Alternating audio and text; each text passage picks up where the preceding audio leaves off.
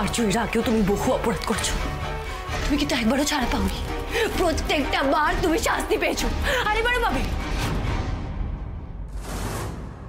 তুমি চিন্তা করো না, তুমি এবারও পাবে। তাই নিজের ভালো চাইলে আমাকে ছেড়ে দাও, ছেড়ে দাও বলছি, নাহলে কিন্তু আমি। বাবা, এত কষ্ট করে ধরলাম তোমাকে, ছাড়বো বলে নাকি?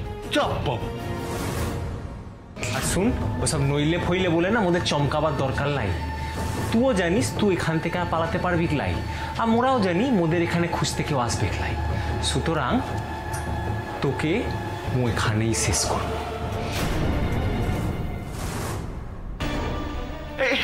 আস্তে আস্তে আস্তে আস্তে বাবা, এত ছটফট করলে তো পা ফুসকে পড়ে যাবে, আর একবার পা ফুসকে গেলে তো তোমার ভাবলীলা একেবারে সাঙ্গ হয়ে যাবে। রালি আস্তে শোনা,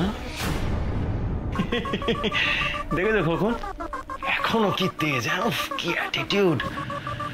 মাঝে মাঝে মনে হয় জানো তো, আমাকে যদি রক্তিম দেববর্মার মতন দেখতে হতো না, তাহলে তো এই ডালি নামের পাখি আমারও হাতে ধরা যেত, বুঝলে? আমার রক্তিম বাবুর মতন দেখতে তো দূর, তুমি আমার রক্তিম বাবুর নখের যোগ্য নও। আরে কে কিসের যোগ্য সেটা তো তোকে মনে আজকে টের পায়াই দিচ্ছি। এবার পালা তোর প্যারে লালনকে কবজা করা। আগে আগে দেখো তাই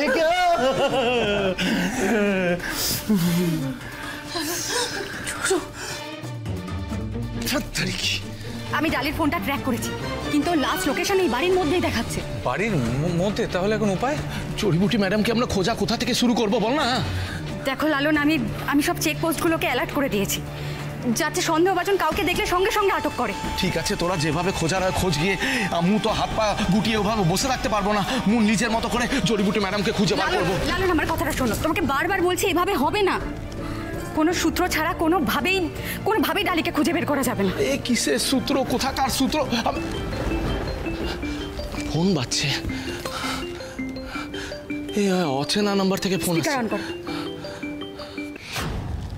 হ্যালো, যেখানে দেখিবে ছাই, উড়াইয়া দেখো তাই, পাইলেও পাইতে পারো অমূল্য রতন। কে তুই বল? জড়িবুটি ম্যাডাম কোথায় আছে বল বলছি।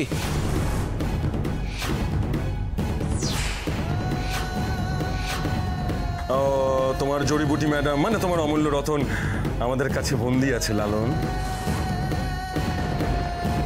কি চাই তোর? কত টাকা চাই বল, মুখে বল কত টাকা চাই?